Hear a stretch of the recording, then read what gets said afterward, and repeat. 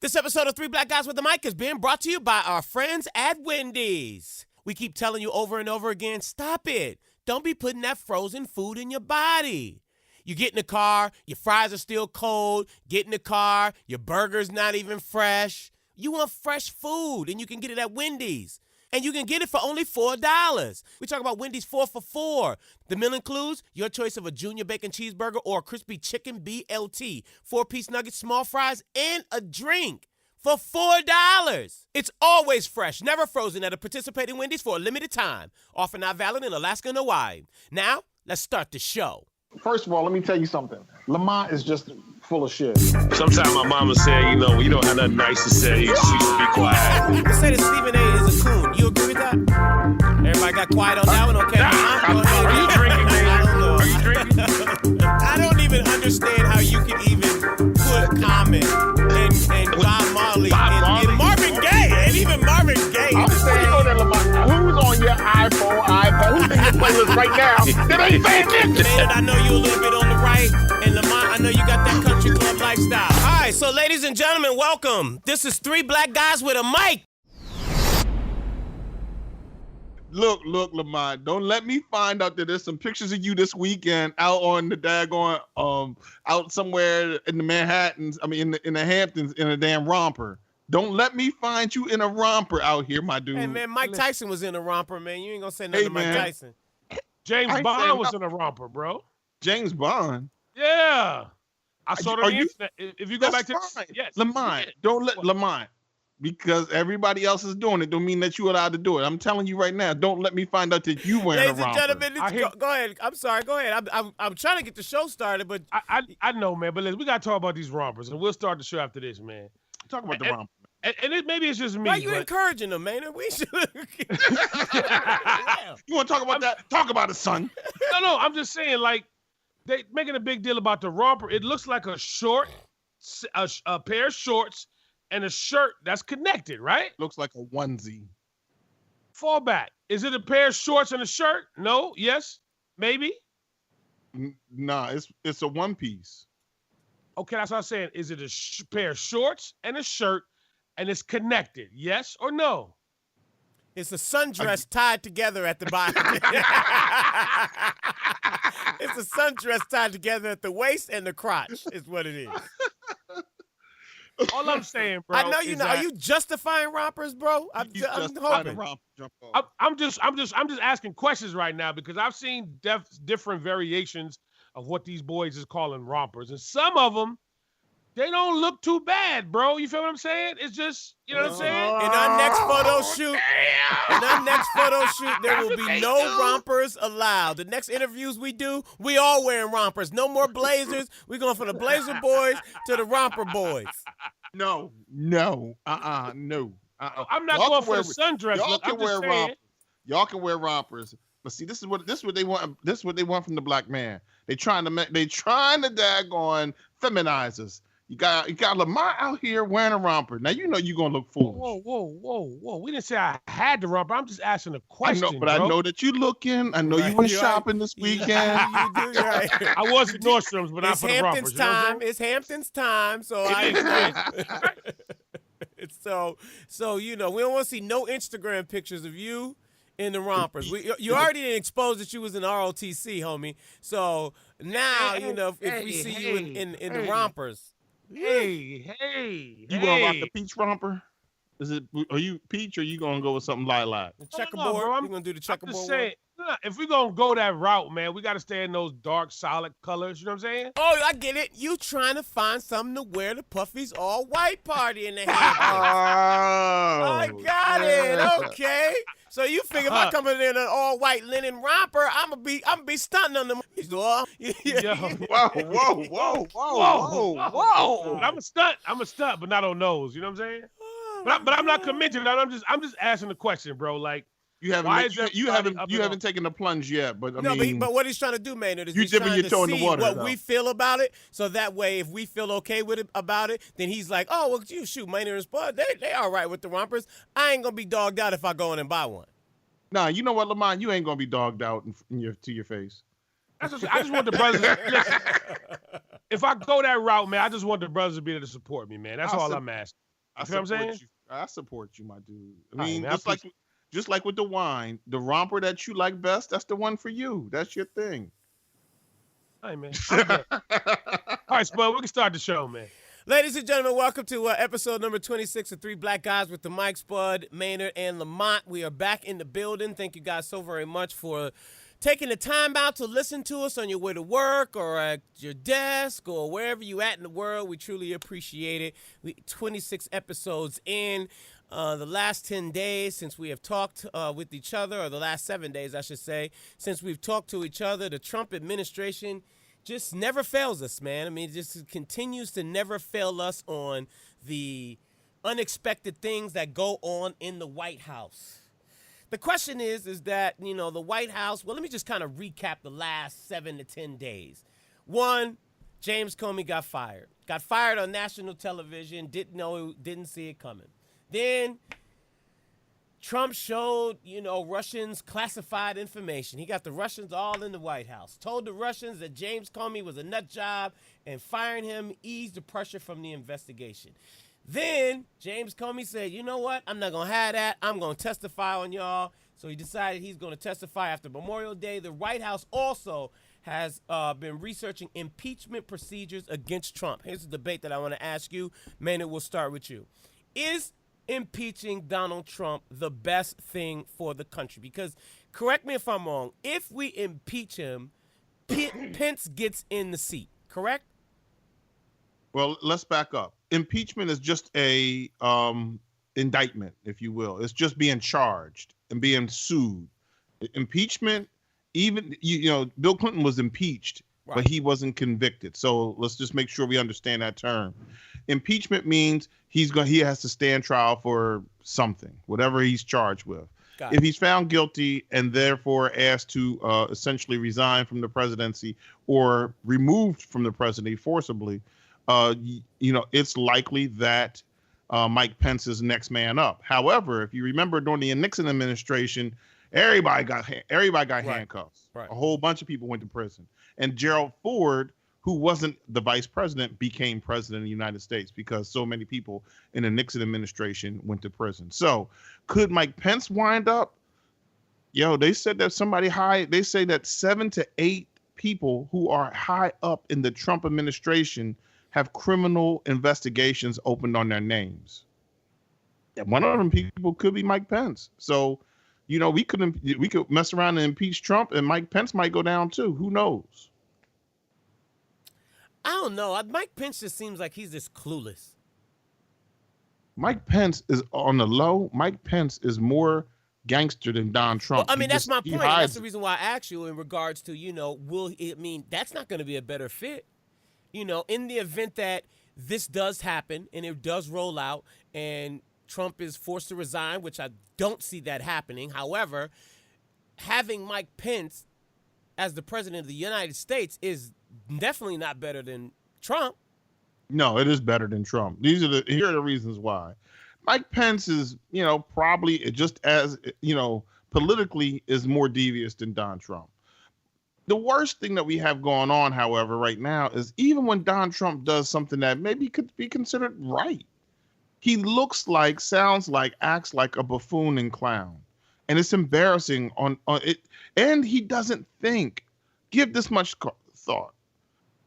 Israel shared with us some secret information about an attack that ISIS was plotting. So they got people in the street. They got people on the ground level. This is human intelligence, which means there's literally a spy or some informant at the ground level. And Israel says, you know what, we share with you, you share with us, but you don't share our stuff with nobody else. That's been our agreement for a long time. And we have these intelligence agreements with several countries that we share data with each other. And as a result, we learn things that help keep us protected. And we also share things that help protect others. It's important that we understand this. Israel's greatest sworn enemy is Iran. Mm-hmm. Iran is down with Russia. Iran and Putin and Iran, they cool. Israel shares some information with us, and as soon as Putin's people come to town, Donald Trump was like, "Hey, guess what I found out from Israel?" Right. Hey, look at this. Check this out. Look here. Hey, come over here for a second. Right. And listen, guess what? They gave me these nuclear codes. You want to see them? Right. You want to see the button? Here's the button. Hey, have you seen pictures of my wife naked? Here you go. Come you already on, have seen son. those. Come on now. Come on. We've all seen pictures of. I mean, well, not I know, not but all of Lamont us. But says that the wives are off limits. did she pose nude? The wives are off limits. Did she Wives- publish? Did she but have the her? wives, Did she have Lamont, nude you photos? gonna help me out in this Did she situation? have or you nude just gonna photos stay that were quiet? published? Well, see, Nude photos were published. But see, Spud. See, this is the part of the podcast where Maynard, he likes to hear himself talk, so he kind of goes really long, and because you went in one direction, and then he said, "Well, let's go back this up here." This has nothing to do about impeachment, whether Melania was showing, as someone would call it, her cooch. That has nothing to do with the impeachment. Her cooch, which is a word that we can use. Yo, son, I'm just telling you. Let's just say Yes, she showed yes. the vajayjay. No, son, she showed her cooch. So why? The JJ so why- is worse. No, Don't son, get us cooch kicked is. off of this podcast.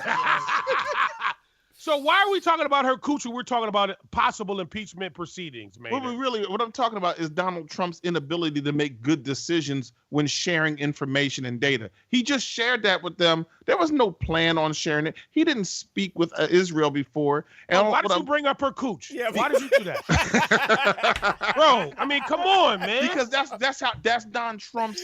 That's how. I mean, he's we have acting out here. thousands and thousands That's of how he's listeners acting out here. that are like, "Oh my God, man, you're going long." Spud asked you a question, and now you're talking about Russia, you're talking about Israel, and you're talking about Melania Trump's coochie.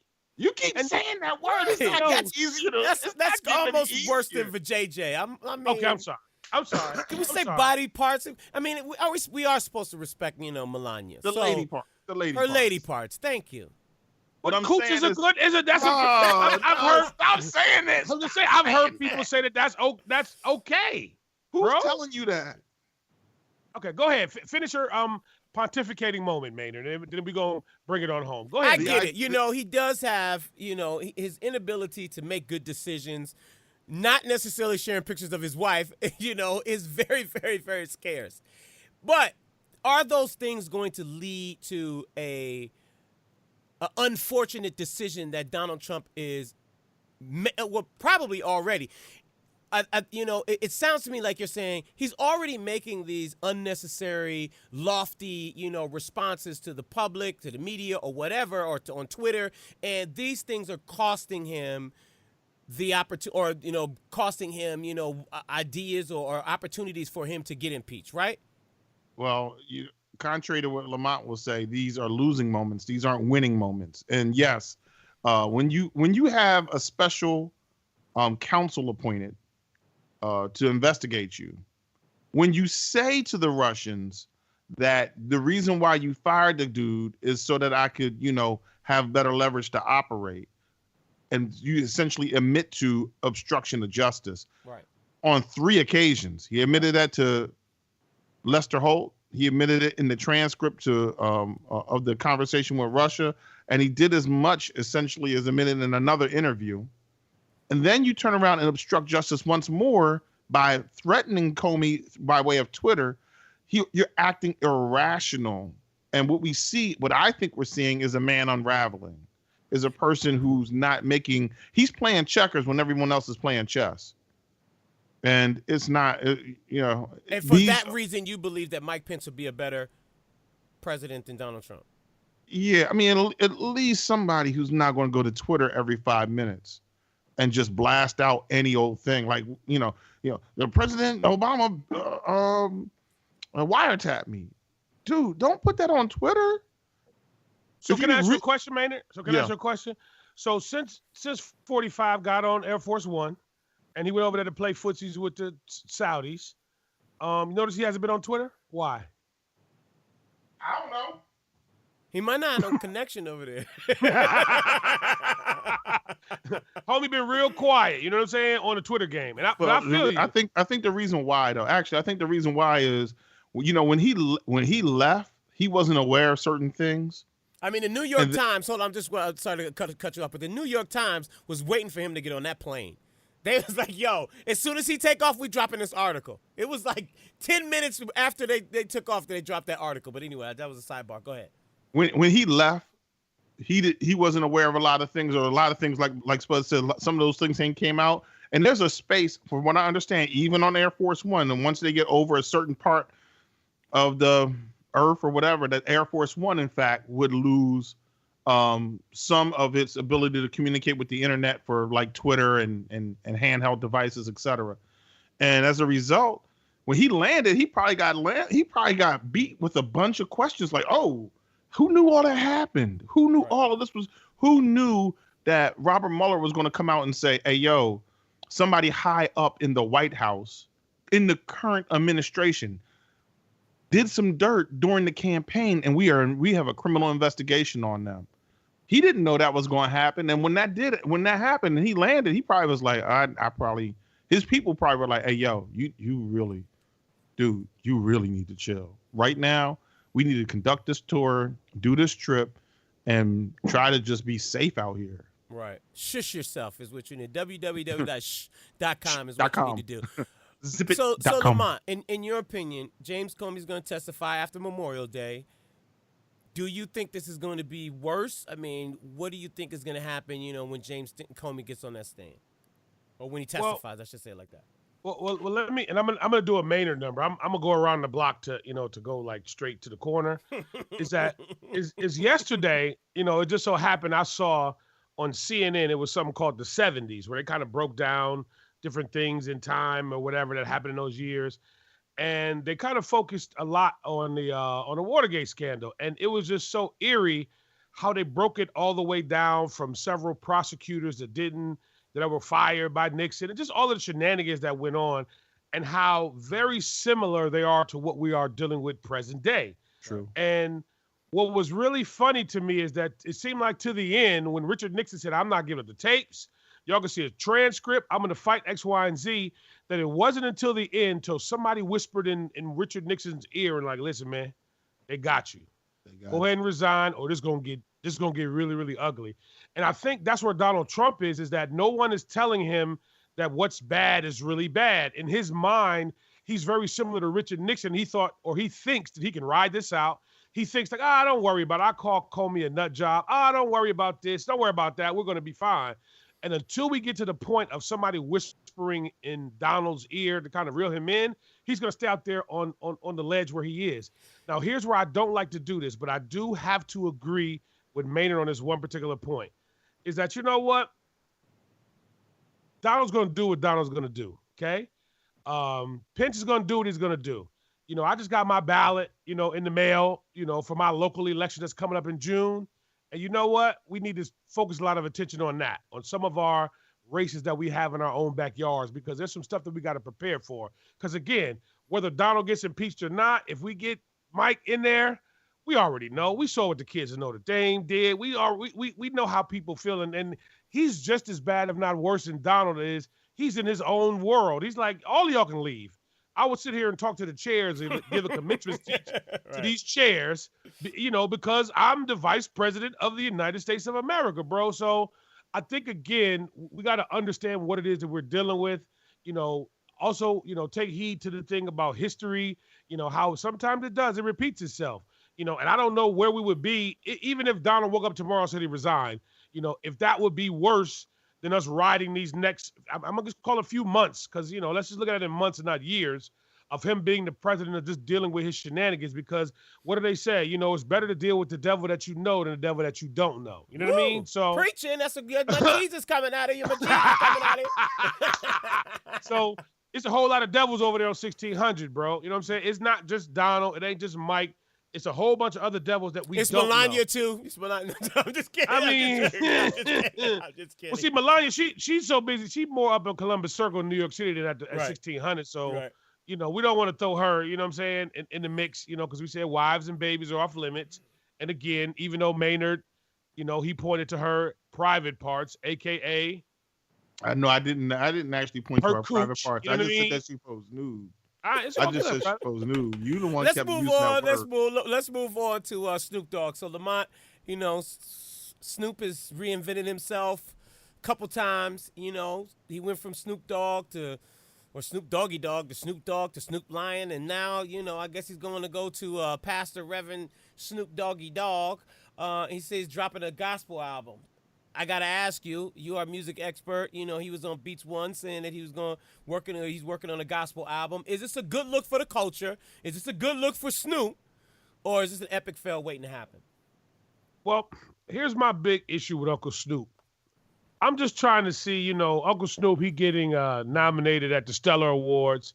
For those who don't know, that's like an award that the gospel people, you know what I'm saying? It's like it's their version of the Grammys or an Oscar. Right. I'm just wondering, like, let's just say Snoop gets nominated, right? Like, does he like roll up right before he goes into praise and worship? You know what I mean? Like, does he roll up, you know what I'm saying, right before, you know, he has to take the stage for, you know, the benediction? You know, I'm just confused. And again, for all of those who smoke weed, God bless you. You know what I'm saying? It comes from the earth. It comes from the man upstairs, all of that. But I think in the gospel realm, weed smoking and some of the other things that Snoop probably will continue to indulge in, I don't know if it's as accepted as he may think. So again, I think you just got to kind of look at that, man. You know what I'm saying? Musically, but maybe he's going to be selling souls, you know? I mean, he's going to be helping people who need a word from Jesus. I would be very curious to see how he will position this album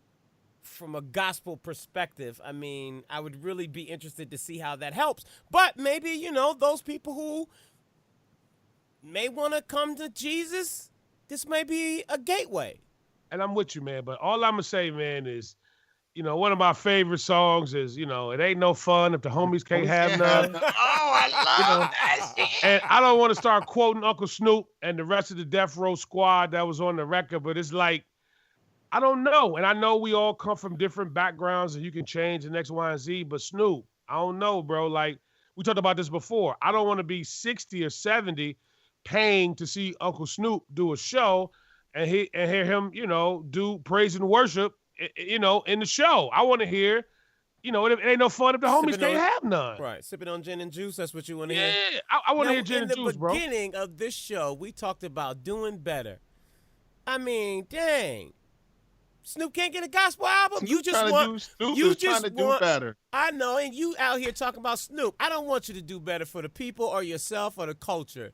This No, man we may didn't say be that. No, that's what you're we were saying. talking about- You we were saying talking I about the want to children. hear you sing the homies can't have none. It ain't no fun Yes. if the homies can't have none. Right. So I can't That's what I bring wanna my hear. son to a Snoop show and hear him talk about praise and worship and Jesus, but I could take him to a show to see I'm sipping on gin and juice. And I'm hoping you can beep this out, because what you cannot tell me is that, you know, when somebody, guess who's back in the motherfucking house? Whoa, With a fat butt? Come on, dog. Come on. Yo, You you mean to tell me? Hold on now. Listen now. I'm asking for an edit, bro. I'm asking for an edit. But hold on, I'm not talking about that part. I'm talking about this part. You mean to tell me can't nobody mess around and be bad one day and turn around and be a better man the next? Ain't Jesus? Now, Spud, tell me about your Jesus. Ain't he about forgiving? Isn't he about letting souls come to the Father? All you have to do is say, I love Jesus, and through him, you can reach the Father. Maybe that's what Snoop is trying to do. He's just trying to reach the Father.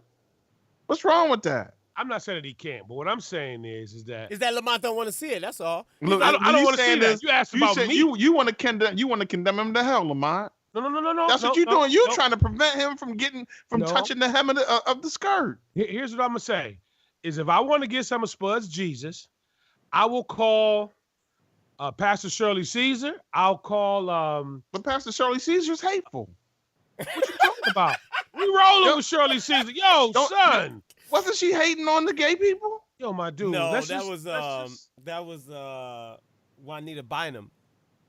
Hold on. Didn't Shirley Caesar say she wasn't gonna go on the Ellen show, or was supposed to be going on the Ellen show? That wasn't her. I thought that was Juanita Bynum. I think that's Juanita Bynum that you're talking about. She's the one who had the negative things to say about the gay people. That's not Shirley Caesar. Shirley Caesar did sue the DJ for for beans, greens, potatoes, and tomatoes, though. She's like, listen, boy, I'm going to get my money from you. You done made all this money off of me? I'm going to get my money from you. Listen, man, I don't want Spuds Jesus from Snoop, from Mr. Calvin Brothers. Well, we why? love you. Not from him. I don't want that. You used to listen to Salt and Pepper. I Take Your Man. Yes. Tramp. That's different. What's different? It just feels bad. I have more of an emotional connection. I don't want to do this no more. I want to go and do some Jesus. She got on a song with Kirk Franklin. Why can Salt go and do gospel music, but Snoop can't? Because this is America and Donald Trump is my president, and I said so. Whoa. I'll leave it at that. Ladies and gentlemen, we go to a break. We'll be right back after this. You're listening to Three Black Guys with the Mic. He said, whoa. Well, it's pretty much the summertime, and the warm weather is heating up. And what does that mean? Fellas, that means we barbecue. That means we're on the deck. That means that we're on our boats. That means we're hanging out, having a nice drink. And what goes along with the great drink? A great cigar. Hook up with our friends at Exquisite Reserve at exquisitereserve.com. Let me tell you why. You want to pair a nice drink with a great cigar. When you're barbecuing, when you're just outside on your deck, chilling, not doing anything, just watching the sun go down, and you got a nice brew or a nice whiskey or a bourbon, and you want a good cigar to go with it. So our friends at Exquisite Reserve Cigars has got the hookup for you. You don't even have to buy a whole box. The good thing about Exquisite Reserve, they have samplers. So if you want to try them all, go over to exquisitereserve.com, get yourself a sampler of 6. And right now, exquisitereserve.com has their cigars for sale. And nobody wants to miss a sale. So smoke good for the summertime with Exquisite Reserve at exquisitereserve.com. Welcome back to Three Black Guys with the Mic. Let's clear some things up. It was not Juanita Bynum. It was Kim Burrell. Who had the issues with the, who made the comments about homosexuals. So I wanted to clear that up because it wasn't Juanita Bynum. It was Kim Burrell. And Maynard, you said that Shirley Caesar was to Shirley stick by? Caesar, she co-signed on that. She co-signed on that. And in fact, what we did find out is that, well, Juanita Bynum has been very sympathetic to homosexuals, and she basically said once in her past. Hey, wait a minute. She has. Wait a minute. It's published. Why did you have to do that? I'm just saying. Now listen, we cleared up Juanita Bynum's name, and now here you come dragging this lady back in the mud. No, we ain't dragging her in the mud. I'm saying she has been sympathetic. We was talking about Kim Burrell and Shirley Caesar, and Juanita Bynum had some peace. Now you dragging her back into this conversation. Now what happened to Juanita Bynum that we didn't want to know about that you're gonna tell us about? Oh, is that your sideline way of getting to it? That was a good intro, bro. That was a great intro. That was a good intro. I don't believe that you're talking about it, but since you're talking about it, go ahead and tell me the whole thing. Oh my God! So Juanita Bynum, basically, she confessed that she's been with women in the past. Now this goes back years and years and years, but she confessed that in the past that she has had sexual affairs with women, and she just kind of has been sympathetic to that because so many highly placed Christians have, professed for years and years and years that you can't go to heaven if you had homosexual relationships or if you're homosexual. We all remember my man. I am delivered. I don't like men's no more. We all remember him and his whole shenanigans and all the revolt against gay people from certain portions of the Christian community, down to even Eddie Long and where he had a lot of issues. And Juanita Bynum came out and supported some of the things that she saw Eddie Long doing, saying he may be doing some things, but that's his business and it's okay because, like I said, she said, I've had these issues in the past myself. Well, thank you for clearing that up. Gospel gangsters gonna be after us, boy. Nah, man, I'm supporting Juanita. I'm sure you are. This is her quote. I've been there and I've done it all. I've done the drugs. I've been with men. I've been with women. It's not a line. It's my life. It's what I've done. That was her quote. But you're not supporting Kim Burrell? Nah, I don't rock out with her. I feel like that's not truth. I want to have a conversation about, which we always kind of have this conversation about black folks And I just am curious to know because I want to talk about Jeff Sessions on the stricter laws. You know, he came out and talked about basically. I mean, let me ask you this question real quick. So this whole thing to me, Maynard, is about basically erasing everything that President Barack Obama has done. I've been saying. You've been saying that. So you know, I mean, it's just amazing. I mean, I guess the handwriting is on the wall at this point. But Jeff Sessions basically came out and talked about he wanted stricter laws for basically, drug dealers. And it's just amazing to me that when you see these things happen, wouldn't those things cause you to not want to do them anymore? Like if I'm a drug dealer and I see Jeff Sessions telling me that I know that before, if you didn't have a non-violent offense, you might can get, a shorter sentence or whatever, but now we're just doing away with all that. He said we're returning to the enforcement of the laws passed by the Congress. Plain and simple, if you're a drug trafficker, we will not look the other way. We will not be willfully blind to your misconduct. Now, let me just say this real quick before you answer, man. Now, before, he said, I stepped out against my own Republican administration and said openly on the floor of the Senate that I believe that these crack cocaine laws were too harsh and it's a disadvantage to the African-American community where most of the punishments were failing. Now, that's not the position that I want to take. I want to take the position of we already know what the writing on the wall is, right? We already know that these things in the system is already set up against us, right? Like, we already know that. Why do we continue to do the things that we already know that the system is set up against us on or set up to, have us to fail? Like, if I'm a drug dealer and I know I'm going to jail, which you're going to jail anyway, but I'm not going to have any lenient, punishment on me selling drugs. Wouldn't that just stop selling drugs? I wish it was that simple, but I think that in many instances, people are, I think a lot of people are out doing whatever they do, typically for a couple of reasons. Some people get involved with drugs as users, and therefore addiction sets in, and that creates a whole other set of activity that can lead to criminal activity. Addiction can lead to stealing, prostitution, etc. A lot of people are living a life of desperation. So many people turn to selling dope. If you listen to Big's first album, you listen to Ready to Die, he's like, yo, I'm on this train. I'm dead broke. My mama ain't giving me no money. We about to go do this. Now, he wasn't talking about selling dope in that particular skit, but it was the idea that there's this speech on desperation that, we don't have anything. And Love's Going to Get You on KRS's Return of the Boom Bap. He's like, yo, we ain't got no food. My sister, me and my brother share the same pair of pants.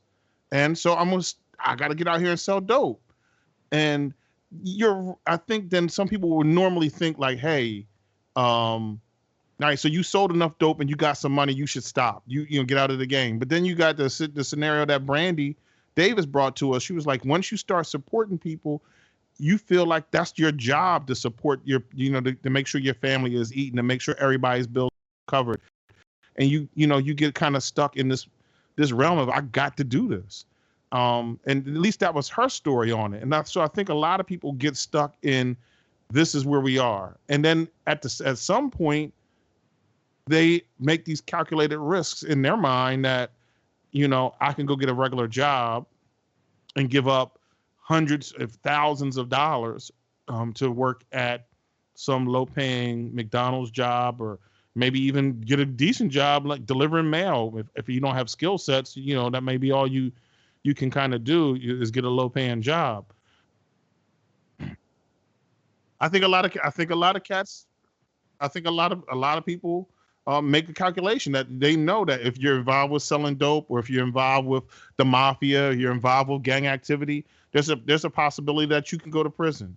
And they start making a calculation like, you know what, this money is this good, and if I got to do 3 years, I can put some money aside and I come out and I get right back in my game. They feel like that's part of what you have to pay. I mean, because I'm laughing because I just had this conversation with somebody the other day, is that, the average job that you could possibly get today, maybe with a little overtime, and you all can help me out. Maybe you make 30, 40. If you're lucky with a lot of overtime, you make 50 G's a year, right? Mm-hmm. So you take 50 G's a year. I'm going to go with the high end, and you take 10 years of your life. That's like 500 grand. That's, and the average person who is taking those risks, like you said, Maynard, who may think that that's what they need to do, they're probably, once they get through paying the connect back, tricking off a little bit here and there, trying to do this and do that without the re-up money, the average drug guy is making between maybe $30,000 to $35,000 a year. That's about it. Right. That's it. So in certain circumstances, you would do better getting a job. You would make more money. You know what I'm saying? But like you said, some people are, really, attracted to the lifestyle. And again, and another thing that I was just really internalizing is Jeff Sessions is a senator from Alabama. And shout out to everybody from Alabama. I got family in Alabama, but let's be very clear that this is a guy, you say he's over the age of 60, right? I don't know exactly how old he is, but that puts him in a certain time frame in Alabama that it was really hectic, for us who are all on this podcast and to some people who are listening to us. So Jeff Sessions don't give a damn about none of us. Jeff Sessions is 70. He's 70. He's 71 this year. He don't give a damn. His thing is if he has buddies who are going to help fill up the jails, and as I was watching the Rodney King. Talk about it. No. When I was watching the Rodney King, the thing about the LA riots the other day. There was MF Burn. Yeah. Oh, you saw that? Yeah. Okay. No. It wasn't that one. It was the one that was on. I think it was on A&E, whatever it was. Yeah. But the policeman, he looked into the camera and he said, "Thank you for all of you guys that are out here rioting, because that means I'm going to get more overtime." True. You know what I'm saying? So if you think about the way the whole system is set up, from the police to the judges to the to the lawyers to the people that sell the food to the commissary people, that if you want to send somebody some commissary money, it costs like $4 for a bag of 35-cent chips. I mean, it's all a racket, bro. So it's like Jeff Sessions is a part of that racket, and he wants to make sure that machine, what they call that what do they say, the pipeline from prison to the school to prison pipeline. Right. You got to make sure that it's flowing, playboy. You know what I'm saying? So whatever he has to do in order to make that work, that's how it works, bro. A 71-year-old Caucasian senator from Alabama.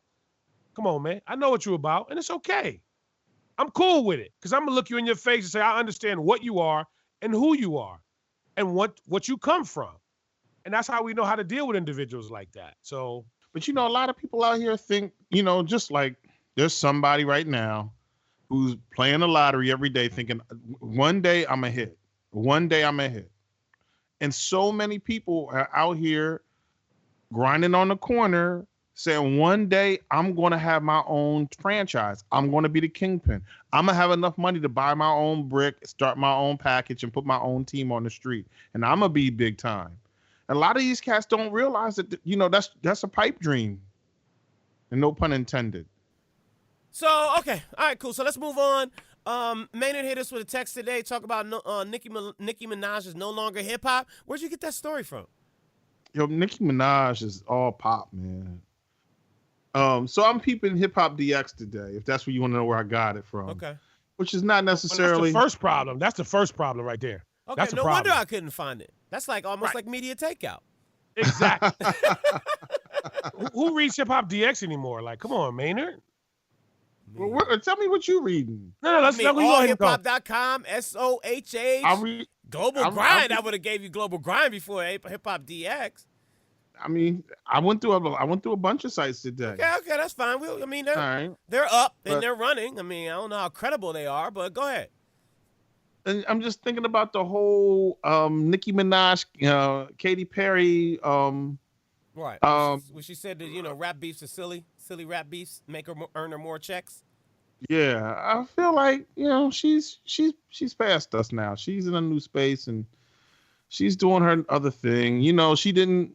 A couple of things. She didn't come at Remy real tight. I know this goes back, but that hip hop rules do dominate hip hop. And she said, I'm not gonna come at her all that tight. And she had this little punk diss that wasn't really nothing. It took her a month and a half or something crazy to even have the diss record. And now she's rolling with Katy Perry, which is theoretically speaking, it's a good look for her to get her money game on. Yeah, but she's been on the pop stuff though. I mean, she got right, records and with so Calvin she's Harris, not. and I mean, it ain't nothing new. So she's pop. She's not. She ain't hip hop. She's pop. So you saying the same thing about Drake? I mean, Drake has crossed over to pop. I mean, but to me, he's the best rapper, no. best Drake crossed over to hip hop. I mean, we talking about the dude that was on what was it, Degrassi? We talking about the dude from Degrassi High, right? From the TV show. Same Drake. Right. So I mean, he was already a pop star before he even started rapping. Yeah, but he ain't had no songs out back then, did he? Right, but he was in that space. He was in the crossover space. He wasn't in, it wasn't like he came off the Martin show. He came off Degrassi High. What's that? Some Toronto kids in a multicultural school doing their thing. I mean, he ain't The first songs that Drake came out with did not hit no pop charts. Now right, they're but all on the pop charts. I'm saying Drake was he was in a teen drama series. And he that really black folks didn't watch. Right, which wasn't hip hop. But he was still on the hip hop charts before he made it to the pop charts. Yeah. Okay. Yeah. Okay. Am I wrong, Lamont, or am I? Well, listen. See, here we are again. I was just waiting on Maynard to finish so we could educate Maynard. And if I just want to make sure I'm clear on this too. So Maynard, you do have a website. And what's the name of your website again? We want to make sure you get the proper plug. We want to set this up right before I break this down. www.suburbanblack.com. Okay, so so it's called suburbanblack.com, right? Right. Okay, cool. So suburban means suburbs, right? Suburban means it is adjacent to an urban community, correct? Oh, but it's not in the urban community. Similar to pop music, because historically, what we now know as pop is just, what they used to call back in the day of popular music. And a lot of music that, we consider to be pop to popular often have come and continue to come from the urban, ghetto, black experience, whatever you want to call it, correct? Why do you have to associate ghetto and black in the same thing? No, because Lamont's fooled. He's fooled, but okay. Because ghetto's not bad to me sometimes. You know what I'm saying? I can't front. Ghetto was okay sometimes. Cooking with the Uzi. Yeah, you feel what I'm saying? But you like that? That's good. But I also want to clear up too, Maynard, where you just tried to kind of take a dump on that Nicki response. And I'll be honest with you, I was listening to Who Kid yesterday. Shout out to Who Kid on Shady 45, and Who Kid he played that record, and I really listened to that response, and it really wasn't a response. Yes, that was like that's a song. Actually, that is really a hit. It's a pop record. No, hold up. No, I wouldn't call it a pop record. I would call that a rap record. Okay. Because all of the elements of that song, and it didn't really become popular, especially with the suburban community that you are very familiar with because of your website, Suburban Black. A lot of the suburban blacks, they didn't really kind of get into that because they didn't understand Nicki in that space. But those of us that understand the beginning of Nicki and where Nicki came from in the beginning of Cash Money, we understand both parts of it. So I say all that to say again, on that response record, where she had, Drake, which is, no matter how, if you want to say it or not, he is kind of like still the hottest thing going. And she did have Lil Wayne, which is still kind of like almost still the hottest thing going.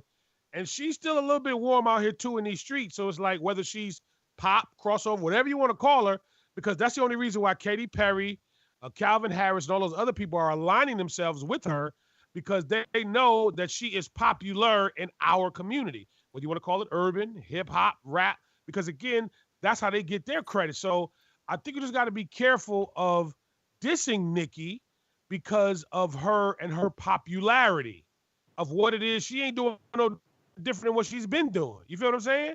Now, I'm not going to sit here and act like she's the greatest rapper alive and all the other kind of stuff, but Nicki got it popping, bro. And if I had to go pound for pound, and I don't remember what I said before, I kind of was on Team Remy between those two records, but as I really had a chance to listen to him breathe, Sheetha was still on fire, but Nicki made a better record. And her background singers were way better than Remy Ma. Well, yeah, of course she made a better record. She didn't make a better diss song, which is kind of two different things, because a diss song and a song is two different things. I'll take that. No, I'm with you on that. I'll take that too all day. But if I got to go between the two, if I got to figure out how we're going to create some commerce, I got to go with that better song. Because at the end of the day, man, isn't that what it's all about? I mean, this whole thing is about expanding the audience to as many people as you can. And if you can align yourself with Katy Perry, who's now the new judge of American Idol and probably is now going to go on a tour, I mean, isn't that a good thing? That's not a bad thing for, or are you just saying that you want for Nicki to stay true to the culture? No, I just wanted to make certain that people are aware that that's where it is. It's fine. Listen, salute you, but it's just not hip hop. That's all. It's pop. That's all. There's nothing wrong with it. But she can't go back and forth. She can't do a little Katy Perry and do a little Drake. You know what? You won't have a heart attack when you find out that the black folks don't want you back. No. Be true to the game. No, we're going to take Nicki back. Nicki good, man. She's good. So Cube was lying. No. O'Shea just was, he misunderstood. Hey, wait a minute. Tread lightly on O'Shea Jackson now. We team O'Shea over here, but I'm just saying, like, O'Shea got to kind of stay in his lane, too. You feel what I'm saying? He West Side, so let him handle that out there. Yeah, but he also came to the East Coast to get those, Hank Shackle beats. Got them beats. No. I got Shockley, you. I'm sorry, thank you. Listen, man, this is West Side Connection, gang. That's what they do. And he had to, I get it. He had to broaden the base, but he still stayed true to that. We're going to stay west of the Mississippi River.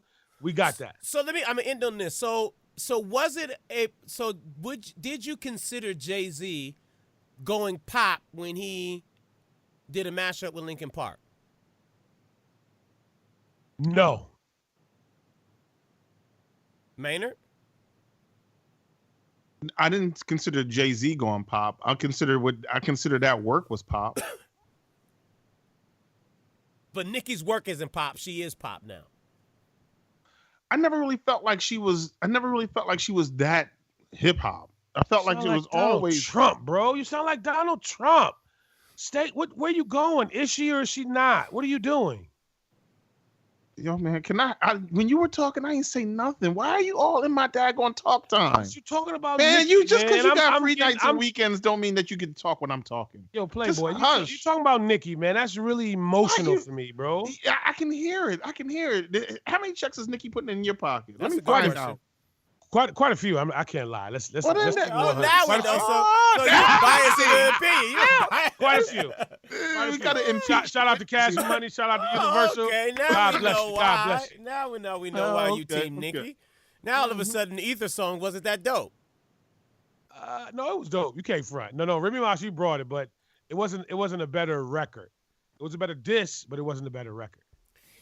Ladies and gentlemen, let's get to the Cactus of the Week. This is where somebody in the world says something absolutely stupid and they have to choke on their words. Ladies and gentlemen, it is now time for the Cactus of the Week. Maynard, who is choking on their words this week, my brother?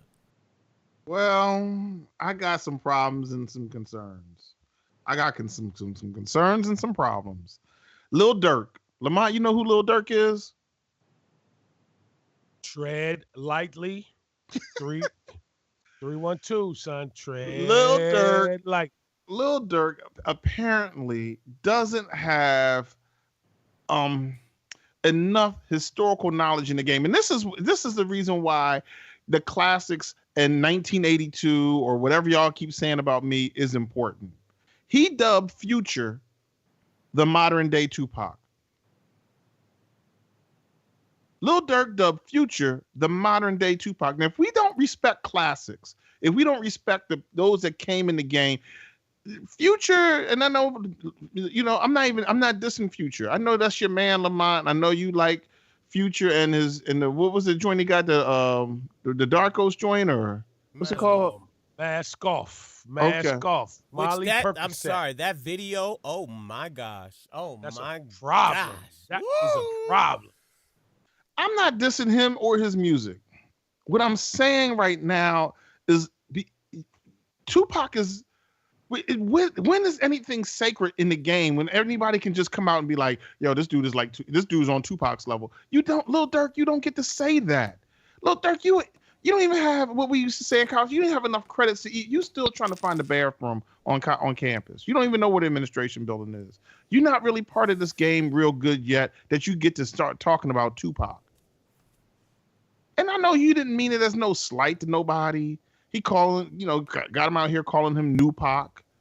He didn't mean it as no slight to Tupac, but you got to recognize when you come and you use Tupac's name or you use Big's name or you say something about Chris or you say something about, any of the greats, Nas, Jay, Rakim, Chris, L, whoever, that this person is on that level or you dub him the new Tupac, the work isn't there yet. He hasn't had a Tupacalypse Now style joint. He hasn't had a Dear Mama or a Hail Mary or anything like that.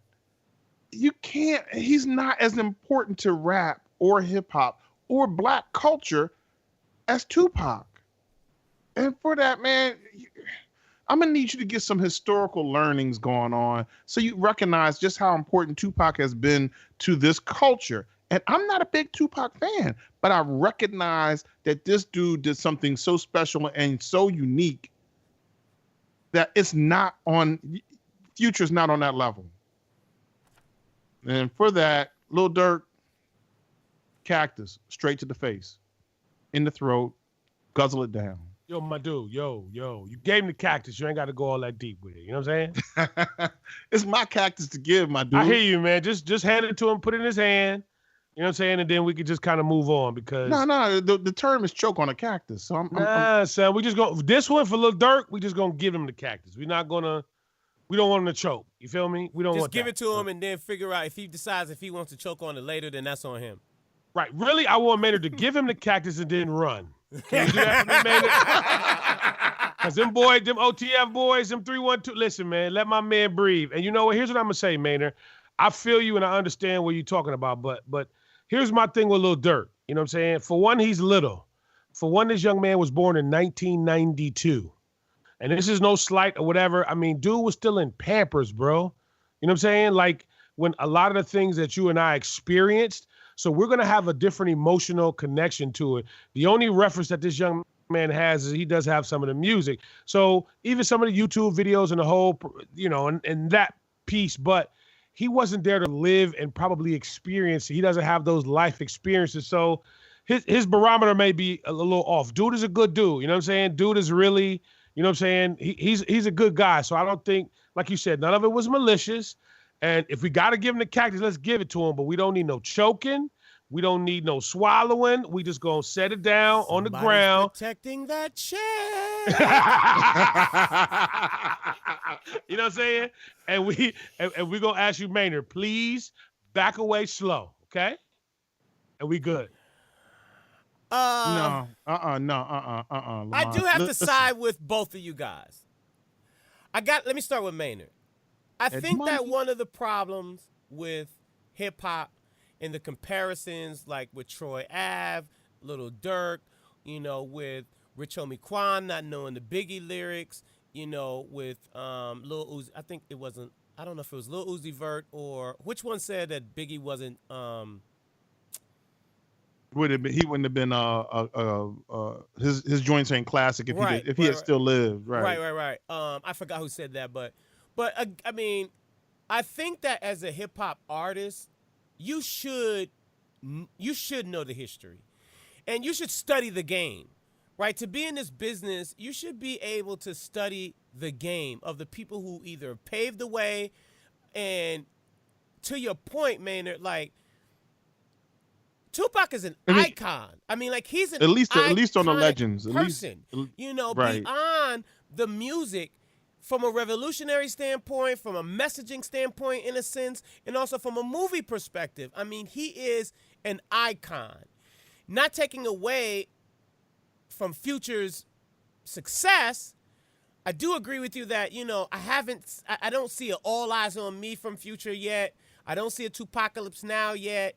You know, I don't even see a Machiavelli yet, you know. So to say that, you know, Future is the new Tupac, I don't even know if he's on that wave. I don't know if he's on that. He's even like forecasting to even be there. He's treading in those footsteps. Dirty Sprite 2, nice. Very, very nice. That's probably the only comparison that I can give him. But again, like you said, I can't look back and say there's a Dear Mama or there's a If My Homies Call or, you know, I can't really. But again, going back to Lamonte's side, and I'll say this and I'll be done. Lil Durk is what, 25? So he might not even know that there's even a Dear Mama, unfortunately. He may not even know. I mean, he got to have some sort of reference to Tupac. I don't know how he can make that reference in regards to Future and Tupac. I don't know how he can make that reference, but I just think this younger generation just don't have any respect for the people who have paved the way. And I think that they do need to do a little bit more research before coming out and making those statements. Because now you'll have my son and, you know, 20 millennials saying Future's the new Tupac. And our generation's like, no, he's not. He's not. I mean, if you want to come out on somebody, you don't have this worthy, but that's cactus worthy. You can't talk about Pac unless you would have given the cactus to Anthony Weiner. That's what I thought you were going. Hey, Little Durk, like, do you know the drama? Anthony Weiner has enough problems. He don't need no cactus. Anthony Weiner cannot stop showing his crotch to everybody on the Twitter. What is that about? Well, Anthony Weiner's got problems, man. He's out here showing his own cactus, and I'm uncomfortable with that. And so I need to ask you all a question. So crotch is okay, but we can't say cooch. We cannot say cooch on this podcast, but we can say crotch. That don't crotch sounds okay. Cooch, that don't sound cool. To listen to the rest of this episode as we debate is BET a culture vulture and is Cardi B hot or not, head over to episode 2 of 3 Black Guys with a Mic.